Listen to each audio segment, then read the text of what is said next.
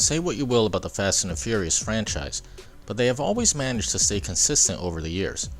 And while the film's set pieces and action scenes have gotten more outlandish with each entry, you can't say that they aren't enjoyable to watch. Although F9 takes what could be over-the-top action and takes it a step further into cartoon territory. Half the time I'm feeling like I'm watching an episode of G.I. Joe with how crazy everything is. While that's not to say it's terrible, I think they went a little too far in some places. And sometimes the script was in a rush to get to the next action scene that it didn't take enough time to develop the characters more. I did love the backstory presented in the flashbacks though. They had to give Dom a brother that no one ever knew about, and I think they handled that very well, and I thought that it fit perfectly within the series. Though the reconciliation at the end of the film was extremely rushed and not as satisfying for what they set up. Though I have no doubt that John Cena will be back for the sequel. But bringing back Han just felt shoehorned in.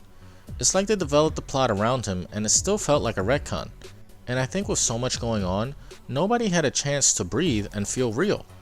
Some of the acting is wooden compared to the previous films, and you don't really feel the high stakes that there should have been.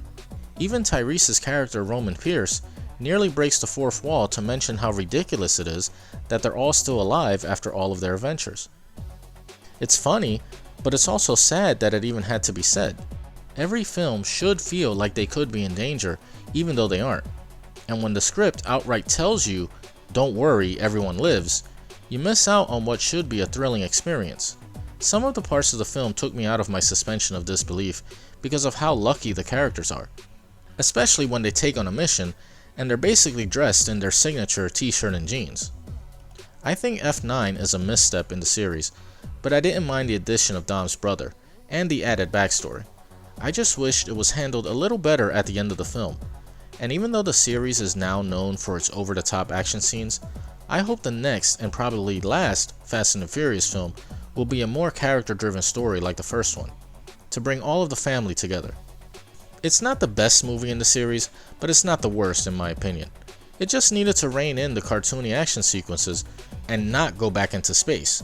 I understand what they were trying to do, but when you keep telling us how ridiculous everything is, when something ridiculous actually does happen, you end up taking all of the air out of the balloon and the tension and excitement of the scene falls flat.